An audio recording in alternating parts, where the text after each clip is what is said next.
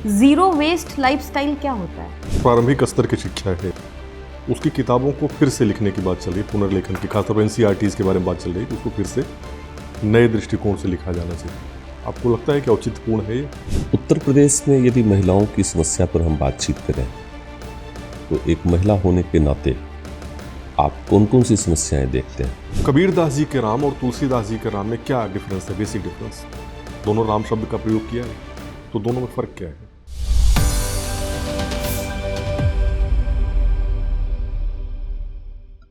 Yes please come in. Morning. Good good morning. Morning sir. बैठिए। Thank you. Nidhi ji, yes कैसी हैं आप? ठीक है मैम। निधि जी, अपने बारे में हमको थोड़ा सा कुछ इस तरीके से बताइए जिससे हम ये समझ पाएं कि किन मुद्दों पे हम आपसे बात करें। मैम मेरा नाम निधि है। मैं उत्तर प्रदेश के फतेहपुर ज़िले की निवासी हूँ। मैंने अपनी 12th तक की पढ़ाई अपने गृह जनपद से की है। उसके पश्चात मैंने 2016 में अपना स्नातक यूविंग क्रिश्चियन कॉलेज प्रयागराज से पूर्ण किया है और वर्तमान में मैं 2 वर्षों से बेसिक शिक्षा विभाग उत्तर प्रदेश में सहायक अध्यापिका के पद पर कार्यरत हूँ। ठीक है, मतलब आप अध्यापक हैं, तो आपने डीएलएड भी किया होगा? बीटीसी में। बीटीसी किया Yes, था। ma'am. ओके, क्या फर्क है बीटीसी और डीएलएड में? कोई अंतर है या सेम है दोनों?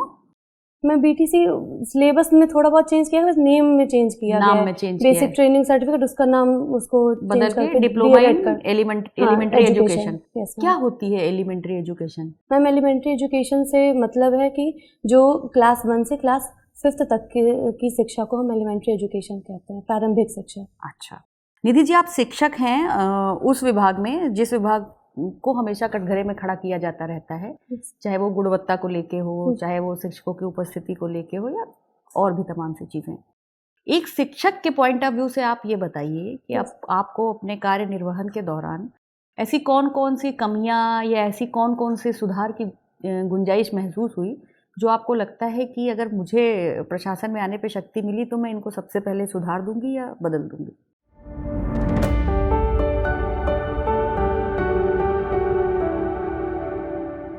Yes ma'am.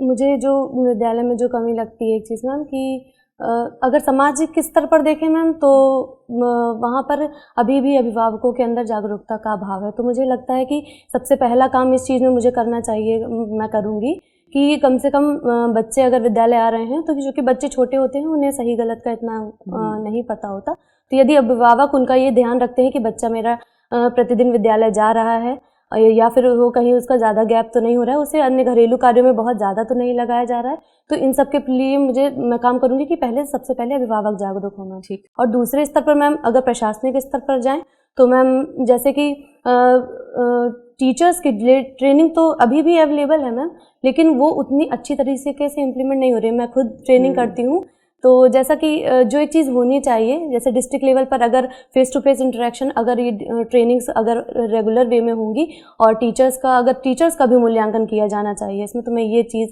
ऐड करना चाहूँगी। ठीक है। इंफ्रास्ट्रक्चर के लेवल पर आपको कोई दिक्कत महसूस नहीं हुई, कोई परेशानी? यस मैम, मेरे विद्यालय के स्तर पर तो मेरा विद्यालय में ऐसी चीज़ें नहीं हैं, जो भी पैरामीटर्स हैं वो कंप्लीट हैं, लेकिन हाँ जैसा कि और पिछड़े इलाके में मैं देखती हूँ तो यस मैम इंफ्रास्ट्रक्चर पर प्रॉब्लम्स हैं, उस पर भी काम किए जाने की ज़रूरत है। ठीक है। निधि जी, भारतीय शिक्षा प्रणाली के बारे में मैथिली शरण गुप्त जी ने कहा था कि शिक्षा को हमें शिक्षा रोती है, पूरी बस वो घास खोदने में होती है। मतलब कि रोजगार परक नहीं है शिक्षा, और शिक्षा से भविष्य में कुछ हासिल नहीं होता, कुछ इस तरीके की बातें उन्होंने की थी। आपको क्या लगता है न्यू एजुकेशन पॉलिसी के आने के बाद क्या आपको लगता है कि कुछ इसमें सुधार की गुंजाइश है, कुछ बेहतरी की गुंजाइश है, या आपके कोई और सुझाव जो आप देना चाहती हैं कि ये अभी इसमें और इम्प्लीमेंट होने चाहिए, तो उनके बारे में बताइए।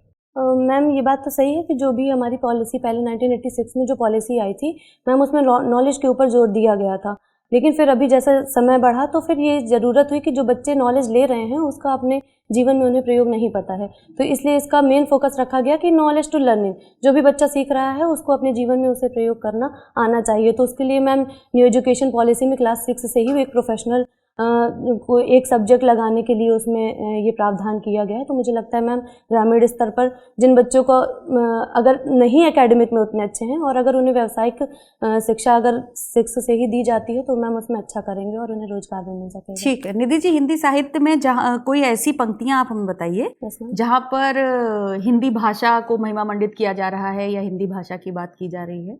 हिंदी भाषा, यस मैम, भारतेंदु युग में भारतेंदु जी ने लिखा है। मैम अभी रिकॉल नहीं कर पा रही बट अच्छा, उन्होंने लिखा है, ठीक, हिंदी के ठीक, ऊपर ठीक, लिखा है। ठीक है Nidhi ji, thank you sir.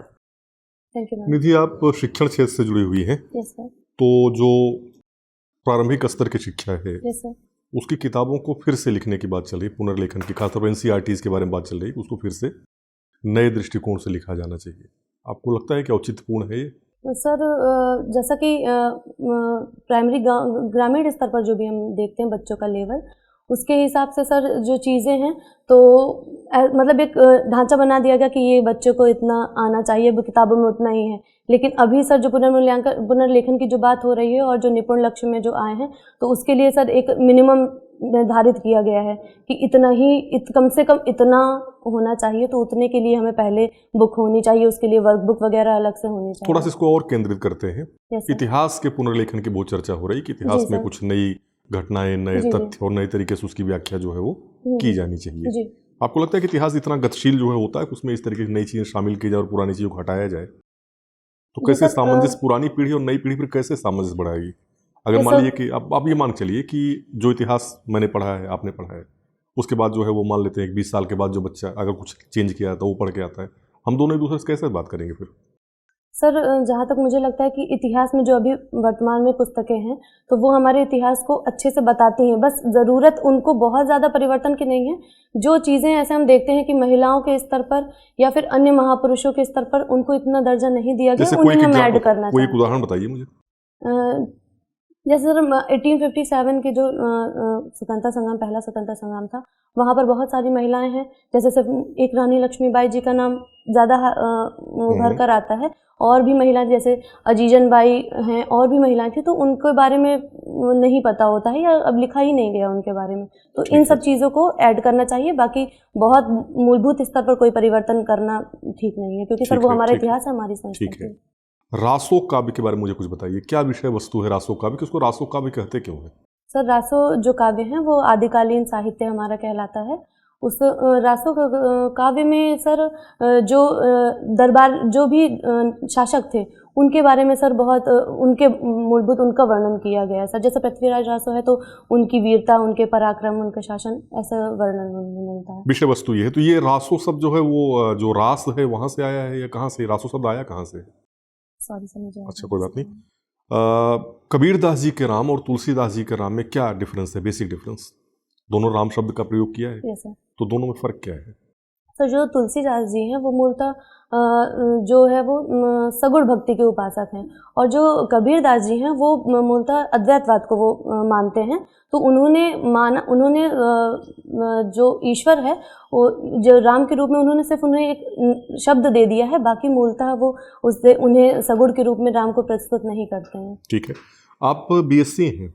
Yes sir. क्या विषय थे आपके? Sir physics, chemistry, mathematics. Acoustics के स्तर पर, ध्वनिकी के स्तर पर अगर हम लोग बात करें तो ध्वनि के लक्षण तो आपको पता ही है, yes pitch, intensity, quality. Yes, शेर की आवाज़ और मच्छर की आवाज़ में डिफरेंस क्या है?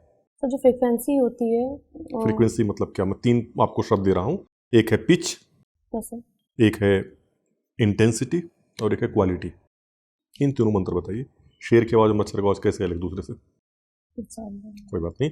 अब मुझे बताइए कि प्रकाश के बारे में कहा जाता है कि वह ध्वनि भी है और तरंग भी है, यस। वेबिकल नेचर ऑफ लाइट। तो मुझे 2 ऐसे उदाहरण दीजिए जिससे ये सिद्ध हो कि प्रकाश एक तरंग है, और 2 ऐसे उदाहरण दीजिए जिससे सिद्ध हो कि प्रकाश कण है। सर पहला उदाहरण तो जैसे अगर हम कोई एक एक पेपर का कोई अगर लगाते हैं और उसमें अगर हम एक होल हमने कर रखा है, तो जैसे अगर हम लाइट पास करते हैं तो जो लाइट है वो एक सीधी रेखा में जाती है। इससे क्या साबित हो? कण है कि तरंग है? तरंग है। अच्छा, ठीक यस है। सर। और बस कण है, इस पर कुछ साबित करिए ना, कण का भी एग्जाम्पल दीजिए। चलिए, मैं आपको जो है कुछ शब्द जैसे अपवर्तन, परावर्तन, Yes, sir. काम्पटन प्रभाव, फोटो इलेक्ट्रिक इफेक्ट, ये शब्द आपने सुने होंगे। ऐसा तब तो इनमें कौन सा है जो ध्वनि को एलेबोरेट करता है, सॉरी तरंग को, और कौन सा जो है वो कण के बारे में बताता है? सर जो रिफ्रैक्शन है, रिफ्रैक्शन ये हमारा पार्टिकल की क्वालिटी है, कण की क्वालिटी है। ठीक है। और सर जो परावर्तन है वो हमारे रिफ्लेक्शन, वो हमारे और प्रकाश विद्युत प्रभाव? सर प्रकाश विद्युत प्रभाव? सॉरी सर अभी ठीक है, कोई बात नहीं। हो गया सर। तो वर्तमान समय में अगर हम लोग बात करें साहित्य और सिनेमा के बारे में, सिनेमा बहुत चर्चा है इस समय, खासतौर हमारी हिंदी फिल्म इंडस्ट्री में जो है इस बात की कहानियों का बड़ा अभाव हो गया है। तो आपको नहीं लगता कि हमको जो है वो साहित्यिक कृतियों पर कहानी जो है फिल्में बनानी चाहिए? जैसे जो हॉलीवुड है वहाँ पर तो ये अच्छा खासा ट्रेंड है। भारत में भी अगर बंगाली सिनेमा की बात करें तो वहाँ पर भी अच्छा खासा ट्रेंड है। हमारा हिंदी सिनेमा जो है वो साहित्य से इतना कटा हुआ क्यों है? मतलब बहुत प्रिसाइज क्वेश्चन पूछूं मैं तो, जो बंगाली साहित्य है उस पर बहुत ज़्यादा फिल्में बनी है, जबकि हिंदी साहित्य पर उतनी फिल्में बनी नहीं है। वजह क्या है सर? अभी हाँ पहले ये चीज़ें थी, लेकिन सर अभी वर्तमान में जैसे कि पद्मावत और महाराणा प्रताप ऐसे पद्मावत तो अडॉप्टेशन है, कहाँ वो साहित्य कृति बनी है? तो उसमें सर जो हमारे इतिहास का है उससे थोड़ा थीम ली गई है। हाँ थोड़ी कल्पनाएं भी उसमें जोड़ी गई हैं, बट जो मूलतः थीम है वो इतिहास से ली गई है। नहीं, जैसे अगर आप देखें तो शरद चंद्र के बारे में अगर बात की जाए, बात करें, कितने उनके उपन्यासों पर फिल्में बनी है, कितनी कहानियों पर फिल्में बनी? प्रेमचंद साथ ऐसा देखने को नहीं मिलता है, क्या वजह है? सर प्रोत्साहन की कमी कह सकते हैं। किसको और प्रोत्साहन नहीं मिला? जो भी हमारे जो भी डायरेक्टर जो भी मूवीज बनाते हैं, और सर या कह दीजिए कि यहाँ के जो अभी माइंडसेट जो यहाँ के लोगों का है वो मनोरंजक चीज़ों को लेकर के ज़्यादा है। प्रेमचंद के उपन्यास मनोरंजक नहीं है तो उसको उस तरह से रिप्रेजेंट नहीं किया गया है जैसे अन्य मूवियाँ रहती हैं। तो आज की जो प्रवृत्ति हो गई है समाज की, वो हो गई है कि मनोरंजक चीज़ें ज़्यादा उसकी तरफ आकर्षित होता है। भले कोई मूवी है और वो भले कम कॉस्ट में बनी है, और लेकिन उसका अगर उसका जो संदर्भ है, विषय वस्तु है, वो बहुत अच्छी होगी, लेकिन कहीं ना कहीं हम देखते हैं कि वो फ्लॉप हो जाती हैं सर। अच्छा, एक आध एग्जाम्पल देंगी? कोई बड़ी अच्छी फिल्म रही हो, फ्लॉप हो गई हो? हमारे तो यहाँ कहा जाता है अगर कंटेंट आपका अच्छा है तो फिल्म कितनी भी छोटी वो चलेगी ही चलेगी। भेजा फ्राई इसका सबसे बड़ा एग्जाम्पल था। यस सर जी। एक मूवी थी सर लंच बॉक्स करके, वो मैंने देखी थी, वो मुझे अच्छी लगी थी, लेकिन हाँ वो मैं उसके पहले जानती भी नहीं थी कि ये मूवी है। फिर मुझे पता चला किसी ने ऐसे बताया कि अच्छी, तब मैं जाने, और जबकि वो मूवी बहुत पहले रिलीज हो चुकी थी। ठीक है। हिंदी साहित्य में कौन सा काल आपका प्रिय काल है? सर मुझे ये इधर प्रयोगवाद और नई कविता जी, ये अच्छा लगता है। ठीक है, तो प्रयोगवाद में ऐसी कौन सी प्रवृत्तियां हैं जो आपको प्रभावित करती हैं? सर प्रयोगवाद में मूलतः जो इसके पहले जो साहित्य जैसे कि प्रगतिवाद में था, तो उसमें सर एक सिद्धांत की बहुत यांत्रिक तरीके से उस सिद्धांत को ही फॉलो करके रचनाएं लिखी गई, जैसा कि मार्क्सवाद में था। और सर प्रयोगवाद में जब प्रयोगवाद की हम रचनाएं देखते हैं तो वहाँ पर एक संतुलित दृष्टिकोण लेकर चला गया है, जैसे व्यक्ति और समाज के मध्य संबंध, जैसा कि अगे जी। कौन है प्रतिनिधि लेखक प्रयोगवाद के? सर प्रयोगवाद अगे जी सर। निधि, यस सर। उत्तर प्रदेश में यदि महिलाओं की समस्या पर हम बातचीत करें जी सर, तो एक महिला होने के नाते आप कौन कौन सी समस्याएं देखते हैं? सर पहली समस्या तो मुझे स्वजागरूकता की कमी लगती है। महिलाओं को अभी अपने अधिकारों के बारे में उतनी सजगता नहीं है। वो अभी उनके अंदर भी एक रूढ़िवादी मानसिकता या ऐसा सोचती है कि ऐसा ही एक महिला को करना चाहिए, तभी उसका जीवन ऐसा होगा। और सर दूसरी बात तो शिक्षा को लेकर, शिक्षा और कौशल में महिलाएं, चूँकि जैसा इंटरनेट का युग आ गया है तो डिजिटल डिवाइड और भी बढ़ता जा रहा है, तो इससे महिलाएं और भी पीछे होंगी। और सर तीसरी समस्या सर सुरक्षा को लेकर है। कहीं ना कहीं महिलाओं को अभी, जैसा कि सरकार द्वारा प्रयास जैसा किया जा रहा है मिशन शक्ति को लेकर, तो अभी इसको और अच्छी तरीके से इम्प्लीमेंट किया जाना चाहिए सर। तो आपको क्या लगता है कि अभी तक जो सरकार या प्रशासन है वह महिलाओं की समस्याओं के समाधान में असफल रही है? नहीं सर, असफल नहीं रही है। ऐसा देखते कि जो पहले के टाइम से अभी महिलाएं बहुत, ग्रामीण क्षेत्र में भी महिलाएं, जैसा मैं देख रही हूँ 2 सालों से, तो मुझे लगता है बहुत जागरूकता अभी महिलाओं के अंदर आ गई है। पहले इतनी जागरूकता नहीं थी सर, लेकिन उससे हम और अच्छी तरीके से और बढ़ावा दे सकते हैं। क्योंकि सर मेन चीज़ तो कौशल की कमी है। अगर महिलाएं सशक्त खुद नहीं होंगी तो उनका आत्मविश्वास उतना अच्छा नहीं हो पाता है। और अगर सभी आयाम को जोड़ें, सामाजिक के साथ साथ आर्थिक और राजनीतिक, तो हमें लगता है कि सशक्तिकरण ज़्यादा बेहतर तरीके से होगा। ठीक है, यदि आप प्रशासक बनते हैं यस सर, तो महिलाओं की जो समस्याएं आपने बतलाई हैं उन समस्याओं के समाधान के लिए आपके क्या दृष्टिकोण है? सर मुझे लगता है कि जैसा एक काम हम लोग कर सकते हैं कि जैसे ब्लॉक स्तर पर ऐसा एक सुनिश्चित कर दिया जाना चाहिए कि कुछ एक समय अंतराल में कोई एक बैठक हो, जिसको कोई क्षेत्र की कोई महिला जो अच्छा प्रदर्शन या सफल रही हो, क्योंकि उसके द्वारा हेड कराकर अगर हम एक बैठक करें कुछ अंतराल में, और महिलाओं को उन जो भी योजनाएं सरकार चला रही है उनके बारे में हम जागरूक करें, उनको बताएं कि अगर आपको कोई समस्या आती है तो ऐसा सरकार द्वारा भी किया गया है सर, लेकिन स्कीम बहुत चल रही है, लेकिन जो मैं देख रही हूँ सर, तो अब महिलाओं को अभी उन चीज़ों के बारे में पता ही नहीं है कि हाँ हम इस चीज़ का लाभ उठा सकते हैं। तो मुझे लगता है अगर सबसे पहला काम, अगर उन्हें उनके अधिकार और जो योजनाएं चल रही हैं उनके बारे में उन्हें जागरूक करना बहुत ज़रूरी है। ठीक है, इस संदर्भ में जो आपने सुझाव दिया है उसके संदर्भ में स्थानीय स्तर पर जो निकाय हैं, यस सर, पंचायत और नगर पालिकाएं, यस सर। उनकी क्या भूमिका हो सकती है? वो अभी तक अपनी भूमिका क्यों नहीं निभा पा रही हैं? और महिला शिक्षकों की क्या भूमिका हो सकती है स्थानीय स्तर पर?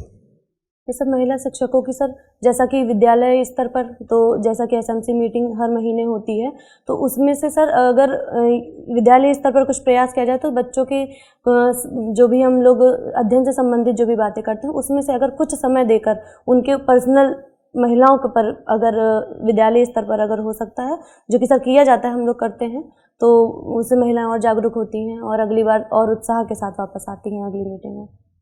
और महिला जो जनप्रतिनिधि हैं स्थानीय स्तर पर, उनकी क्या भूमिका रही है अभी तक? सर मेरे जहाँ मैं रह रही हूँ, पूरे उत्तर प्रदेश की आप बात करें एक प्रशासक के रूप में। जी सर, प्रशासक के रूप में जहाँ पर भी जो महिला नियुक्त की गई हैं, जहाँ पर जो कार्य कर रही हैं, अगर कोई महिला ऐसा नहीं, अगर कोई महिला किसी उच्च पद पर है तो ऐसा नहीं है, बिल्कुल वहाँ की महिलाओं को उससे एक मोटिवेशन मिलता है सर। तो मुझे लगता है कि हर क्षेत्र में, मतलब अगर ब्लॉक स्तर पर हो तो ऐसा नियुक्ति अगर हो पाए तो ज़्यादा अच्छा है। अगर मतलब एक जो भी डिपार्टमेंटल लेवल पर है, अगर वहाँ पर कोई एक महिला सदस्य है उस समिति में, या फिर ब्लॉक स्तर पर, जिले स्तर पर, तो ऐसा नियुक्ति हो तो बेहतर परिणाम हो सकता है। न्यू एजुकेशन पॉलिसी आपने पढ़ी है? Yes sir. New education policy में क्या क्या कमियां आपको लगती हैं?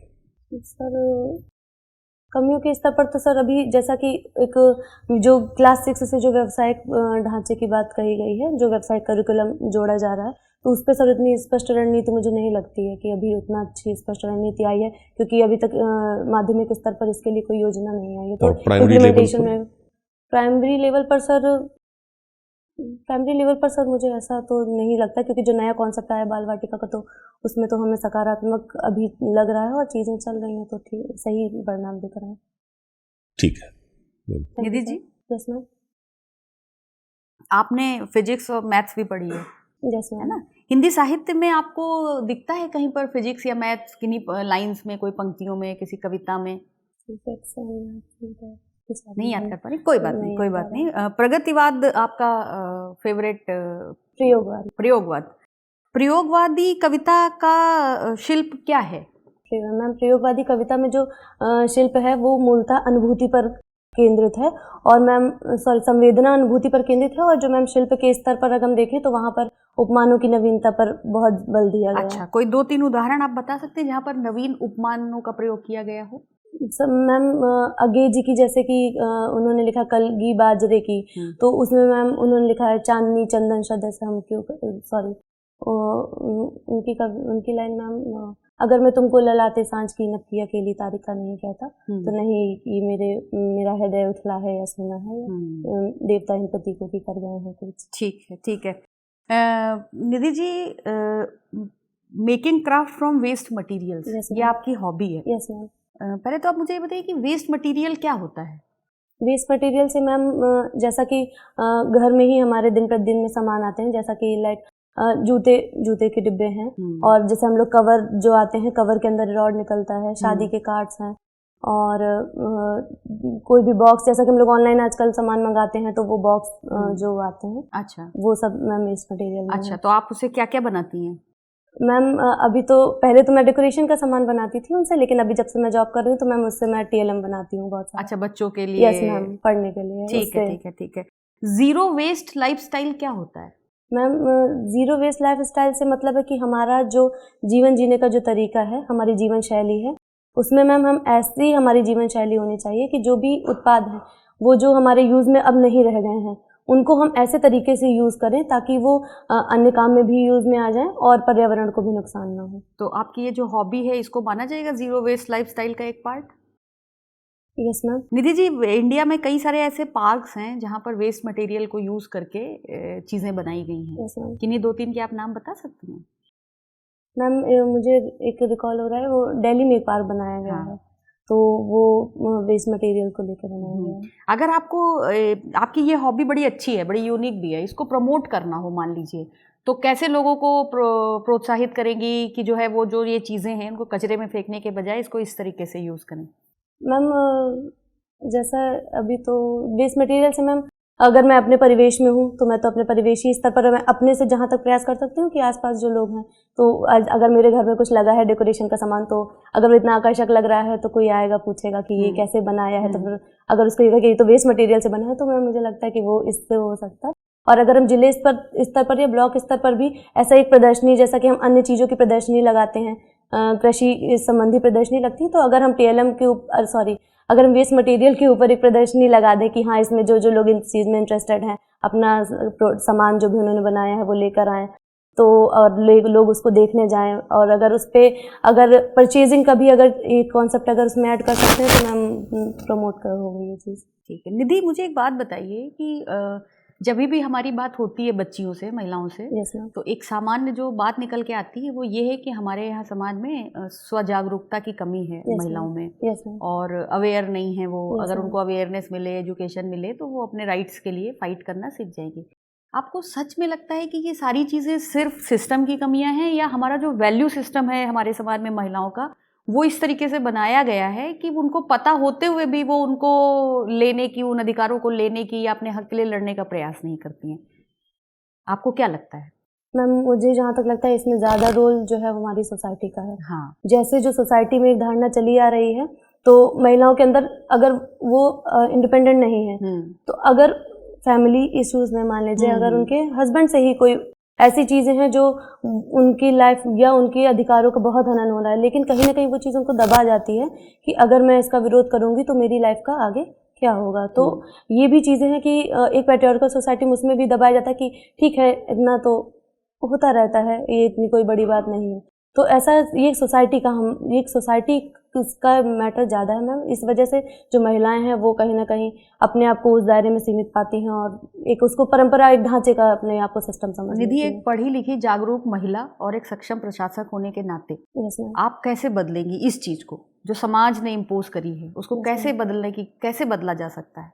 मैम अभी तो मैं जिस स्तर पर हूँ, मैं ये प्रयास करती हूँ कि मेरे विद्यालय में जैसे जो भी महिलाएं आती हैं, मैं उनको महिला दिवस है जैसे मैं उनको उसमें भी चीज़ बताती हूँ, और महिला दिवस का हम लोग प्रोग्राम करते हैं अपने विद्यालय में, उसको मनाते हैं हम लोग। तो उसमें महिलाओं को बुलाया जाता है बच्चियों से कहकर, कॉल कर। अच्छा। तो उसमें आती हैं तो मैम हम लोग उनको पहले की जो महिलाओं की उपलब्धियां रही हैं, वर्तमान में भी जो रही हैं, और जैसा कि मेरा स्टाफ है तो फीमेल स्टाफ ही है ज़्यादा वहाँ, तो उनको ऐसा एग्जाम्पल्स देके कि अगर आप भी ऐसा करती हैं, चलिए आपका तो अब चूंकि उन लोग का इतना उम्र हो गई है, तो कम से कम अपने बच्चियों को ही वो इस लेवल पर पहुँचाएं कि और अधिकारों के लिए जागरूक करते हैं। जैसे मैम जो भी सरकार द्वारा हेल्पलाइन नंबर्स वगैरह दिए जा रहे हैं, तो उन्हें पता नहीं होता है, तो ये सब के बारे में जागरूकता एकदम ग्रास रूट लेवल पर उनको एक जागरूकता प्रदान करनी चाहिए। अच्छा, ठीक है निधि, आपसे बात करके बहुत अच्छा लगा। आपका इंटरव्यू समाप्त होता है, आप जा सकते हैं। Thank you ma'am. Thank you sir. Thank you sir.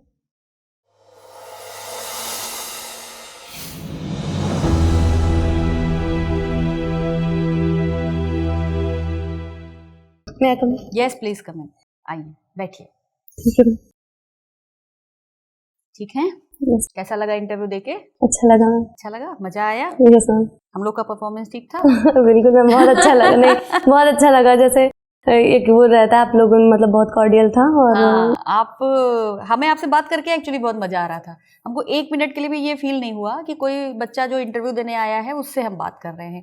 एकदम नॉर्मल अच्छा सा कन्वर्सेशन आपके साथ था, और आप जहाँ से आई हैं, आप जो कर रही हैं और जो आप करना चाहती हैं, वो सारी चीजें एकदम क्लियर थी, उसमें कहीं पर कोई भी डाउट नहीं था। ठीक है, हिंदी साहित्य आपने पढ़ा है, आपने बहुत अच्छे से पढ़ा है। आप पहले कैंडिडेट हैं जिन्होंने नए उपमान की, सारे बच्चों ने नए उपमान की बात करी थी, लेकिन एग्जाम्पल कोई नहीं दे पाया था, आपने उसको बताया। उसमें भी थोड़ा दिमाग में कुछ और दूसरा एग्जाम्पल बताने लगे थे। है ना, आपके दिमाग में बहुत पहली तो देखिए, जैसे आपसे पूछा जाए ना, मान लीजिए आपको हिंदी साहित्य से कुछ नहीं याद आ रहा है, बाहर भी तमाम सारी चीजें आप देखते, पढ़ते, सुनते हैं, है तो सब साहित्य ही, उसमें से भी बता सकते हैं कि सर मुझे उसका नहीं याद आ रहा है, पर मैंने ये सुना है, ये भी एक नया उपमान है जो चल गया है, तो उस तरीके की चीजें आप बता सकते हैं। सर ने आपसे सवाल पूछा था ना अबाउट बंगाली सिनेमा एंड वो, तो उसका जवाब सर ने बताया कि ऐसा हो सकता है कि जो बंगाली लिटरेचर है वो मिडिल क्लास को, मध्य वर्ग को ध्यान में रखकर लिखा गया है, और जो हिंदी लिटरेचर है उसमें ज्यादातर प्रेमचंद का खासकर वो निम्न वर्ग, किसानों और इन सब की बात करता है, तो उसकी पॉपुलैरिटी के चांसेस कम है। मध्य वर्ग ज्यादा है, मध्य वर्ग के लिए जो लिखा गया उसकी लोकप्रियता के चांसेस या सफल होने की चांसेस ज्यादा है। जैसे भारत का कोई भी व्यक्ति कोई फिल्म जब देखता है वो हिट तब होती है जब वो उसे कनेक्ट कर लेता है, चाहे वो फिर उसको कोई सुपर हीरो की फिल्म इसलिए अच्छी लगे कि उसको लगता है कि एक दिन ऐसा सुपर हीरो आएगा जो मेरे दुख खत्म करेगा, या फिर उसको मिडिल क्लास फैमिली की कहानी इसलिए अच्छी लगेगी कि वो उसके साथ कनेक्ट हो जाता है। कोई सीरीज आएगी जिसमें मिडिल क्लास को दिखाया क्या होगा तो वो चीजें हमें इसलिए अच्छी लगती है कि हमारे घर में वो चीजें रोज होती हैं। कनेक्टिविटी का प्रॉब्लम है कि आप कनेक्ट कर पा रहे हैं। इसीलिए आप कविताओं में भी देखो कि कोई कविता साहित्य के लेवल पर बहुत अच्छी होगी, एकदम शिल्प के और संवेदना के स्तर पर एकदम उच्च स्तर पर होगी, पर वो मंची कविता नहीं होगी, मंच पे आप उसको नहीं सुना सकते। मंच पे सुनाई देने वाली कविताएं वो होती हैं जो दर्शक जिनसे कनेक्ट कर ले। जैसे ही प्रेम का जिक्र हो वो उसके दिमाग में अपने प्रियतम की छवि आ जाए, जैसे दुख का जिक्र हो उसको अपने दुख याद आ जाए। आप समझ गए? ठीक है। उसके अलावा जैसे ये सब जो सवाल है ना कि फिजिक्स कहाँ दिखा, मैथ कहाँ दिखा, नहीं याद है कोई बात नहीं। वैसे शक्ति के विद्युत कण जो व्यस्त विकल्प निरूपाय समन्वय उनका करे समझ विजय मानवता हो जाए, कामायनी में जयशंकर प्रसाद जी ने एक जगह पे जिक्र किया है। मैंने बता इसलिए दिया कि दिमाग में रहे।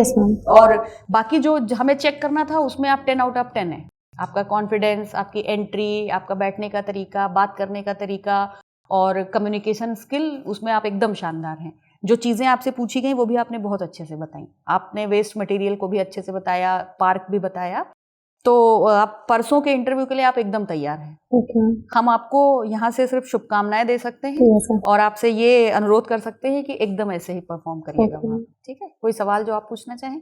वो सर थोड़ा सा, क्योंकि 2016 में मेरा ग्रेजुएशन कंप्लीट हुआ था, मानते हैं बहुत बेसिक चीज़ें आनी चाहिए, बट चूंकि इतना गैप हो गया तो मतलब रिवाइज, और चूंकि जॉब के साथ और नहीं टाइम मिलता, तो चूंकि अगर फिजिक्स की चीज़ें, माफी, आपके पास एक दिन के समय में फिजिक्स रिवाइज करने का टाइम तो है नहीं। तो जब आपके पास मतलब अभी इधर एक हफ्ते में जो रिवाइज कर पाए तो वो चीजें आप बता सकते कि सर मैंने तब किया था, अभी मुझे उतना रिकॉल नहीं हो पा रहा है।